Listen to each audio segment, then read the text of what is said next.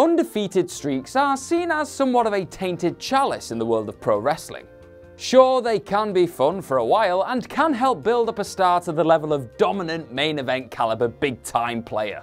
Yet what goes up tends to come back down, and for every indomitable streak, there will always be a brutal reality check at some point. Not tasting the distinct taste of defeat can make you, but the moment you inevitably have to always harbours the potential to break you. I'm Gareth from What Culture Wrestling, and here are 10 wrestlers cursed by their undefeated streaks. Number 10, Ryback.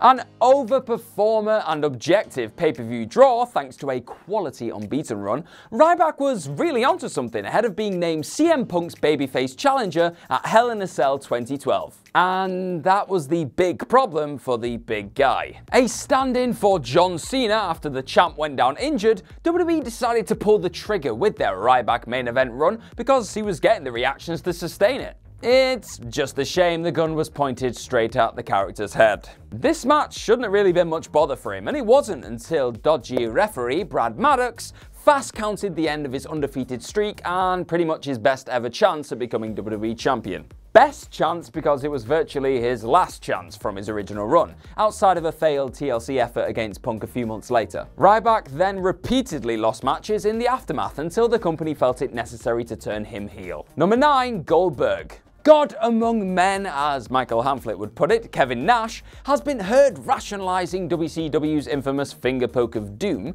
by regarding it as a way of creating an elite version of the New World Order for Bill Goldberg to steamroll through, and in doing so the company and Goldberg himself would be able to move on from the former footballer losing to Big Sexy the prior December. Yeah, about that. Undefeated streaks are difficult to maintain and even more difficult to follow up on, but Goldberg's mythical run was powerful enough to propel him to the top of the entire industry. A bristling ball of permanent intensity, Goldberg may well have been reborn as the great oppressor of the revived heel NWO. But the revived heels enjoyed being revived a little too much. The rookie turned main eventer's redemption never came, and within 12 months of this finger-poking idiocy, he was slicing his arm to ribbons, putting it through a window and turning heel upon his return. Number 8, Tatanka. Serviceable mid-1990s mid-carder, Tatanka was well liked as a babyface for the first 18 months of his career. But perhaps WWE underestimated how much of that was because nobody had managed to secure his shoulders down for a 1, 2, 3. I don't know what that was, I'm sorry.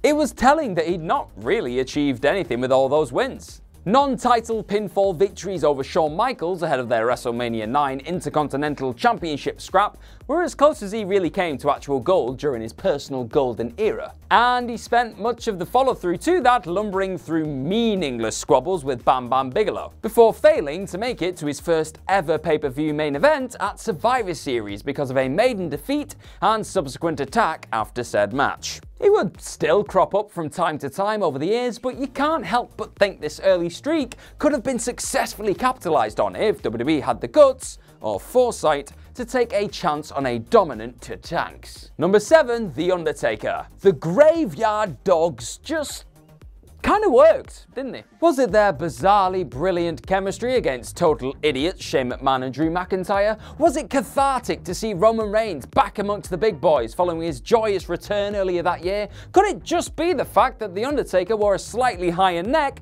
on his top to make them look a little more of a match? Who knows? Yes, to all those easy questions, but it was just nice to see a bit of redemption for a company icon after years of absolute stinkers. Undertaker's loss to Brock Lesnar at WrestleMania 30 was the end of his legendary streak. But it was looking like it should have been the end of his career too. Returns against Bray Wyatt, Shane McMahon, Roman Reigns and others were wretched, with only his bouts against the Beast getting any acclaim in the shadow of this heartbreaking 2014 loss. So with all that being said, long live the Graveyard Dogs, and here's to many more joyous tag team rejuvenations for the dead man in the future. Number 6, Asuka. Asuka has been recovered yet again thanks to a quality Kabuki Warriors run and a feud with Becky Lynch built around the fact that the Empress of Tomorrow actually beat somebody on the main roster once upon a time. Charlotte Flair's streak-ending WrestleMania 34 win over the former NXT icon would have been bigger in times gone by. But this is just the era we live in. Asuka's loss here wasn't the start of a wider arc or a curious character twist, nor was the result itself a WrestleMania moment in the aftermath, because WWE simply didn't give a toss about the follow-up. Flair herself was the victim of a Carmella Money in the Bank cash-in shortly before Asuka became a victim of the Princess of Staten Island, full stop, thanks to the depressing return of James Ellsworth. Just really think about what I just said. Makes you sick. Number 5, Braun Strowman. With trousers that looked like he'd peed himself and a finisher that only really looked good when he did it on James Ellsworth, could Braun Strowman really advance beyond the level of any briefly pushed WWE beefcake? Hold my hands. Yeah, I didn't really think that one through. The palate-cleansing 2016 brand split gave new life and opportunity to a host of potential megastars milling around on WWE's roster at the time, with the Monster Among Men one of the original standouts. His first ever loss to Roman Reigns around 8 months into his post-Wyatt family tenure wasn't even the death blow. Strowman started tipping ambulances after that, don't forget. But the carelessness of his cause without a big dog to hunt was really the beginning of the end. A demeaning defeat to Brock Lesnar brought about the end of his unbeatable aura, and it's been a bit stop-start ever since. Number 4, CM Punk. CM Punk's 434-day reign as WWE Champion had to end in glorious fashion one day. But did WWE actually achieve that when he lost to The Rock in a match greater in planning than execution? Punk's philosophy of top heel versus top babyface at WrestleMania had already been undone by Rock's 3-year arc with John Cena, and the Great One's eventual usurping of the voice of the voiceless at the Royal Rumble. But a pitch against the then undefeated Undertaker at the Show of Shows felt fitting enough to justify him finally reaching the spot in Vince McMahon's empire that had eluded him. But alas, it never came to pass. Punk lost to the dead man without a title on the line or a genuine Mania main event spot in sight. And you could probably rightly mark this as the beginning of the end of his run as a WWE in-ring performer. But we'll always have WWE backstage, guys. Number 3, WWE Monday Night Raw. It could be argued that the incredible Monday Night Raw winning streak that first began in 1999 for WWE hasn't really ended. But you could also argue that they've been cursed for just as long too. Raw was, at its 2000 peak, a scintillating powerhouse of a pro wrestling show, delivering dense storylines and absorbing high-quality matches. In terms of pro wrestling output, the company hadn't ever had such an embarrassment of riches. Ignoring the awkward and challenging external forces at play that brought WCW to its knees, Raw was way too good for the shared audience to choose TNT on Monday nights. But as the option disappeared, so did the audience. Rarely since 2001 have ratings trended upwards for more than the odd month at a time, with the decline getting steeper in recent years thanks to potential viewers abandoning television completely. And as for their fondly remembered competition, number 2, WCW Monday Nitro. WCW's Nitro 83-week winning streak over WWE Monday Night Raw was far more than just a case of one wrestling show beating another. World Championship Wrestling, for the first and only time in its complex history, was the North American market leader for pro wrestling. The story is well told by now, but Nitro's knack for doing the complete opposite of a stagnant and safe Monday Night Raw was a success beyond even wildest expectations. Carried by a New World Order angle that enlivened a scene otherwise on death's door for much of the 1990s. However, it was, for the latter half of the streak, something of a false position. WCW's financials pointed in all the right directions, but the product had started eating itself as early as mid-1997, even though it went back and forth competitively with WWE for much of the subsequent year. The latter issues were sadly born out of this rampant success and overconfidence at the highest level. Not least when WCW, and Bischoff in particular, had bureaucracy beyond all reasonable justification to sift through once he was on the back foot. The company completely ate itself in the end, but at least the success was fun while it lasted.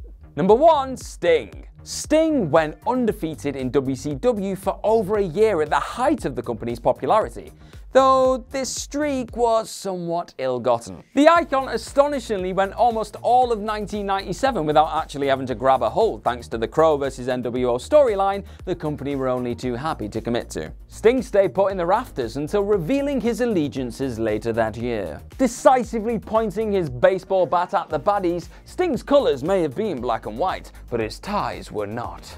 The part vigilante, part savior gimmick worked a treat right up to the moment Sting emerged for the mammoth-drawing Starrcade 1997 main event against Hulk Hogan. It was there the Hulkster allegedly had a word with referee Nick Patrick about a planned fast count finish and infamously sabotaged the story's natural conclusion. Both Hogan and WCW gaffer Eric Bischoff have said on the record that they were somewhat surprised and disappointed with Sting's conditioning and wrestling shape upon returning for such a big spot. The potential blessing of a year off taking bumps was, with some probable regret, his biggest curse. And that is our list. Know of any other wrestlers who are cursed by their undefeated streak? Let us know all about them in the comments section below, and do not forget to like, share and click on that subscribe button. Also, why not head on over to whatculture.com and read some more wonderful articles just like this one. I have been Gareth from What Culture Wrestling. I hope you have the awesome day that I'm sure you definitely deserve, and I'm sure that I will see you soon. Hi guys, I'm Adam Wilborn from What Culture, here to let you know we want your live event videos, whether that be something that happened after the cameras stopped rolling, or your reaction to something amazing that went down at the show you were at. Stuff like this.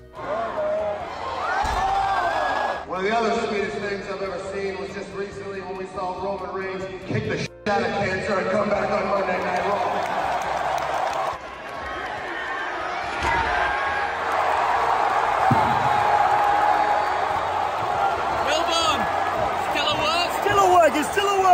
So make sure you send them to us in all the usual ways. You can tweet them at us, you can send them to us on Facebook, you can email them to us. Hell, if it's your sort of thing, you can stick them on a memory stick and post them to What Culture. But the one thing you need to remember is good, bad.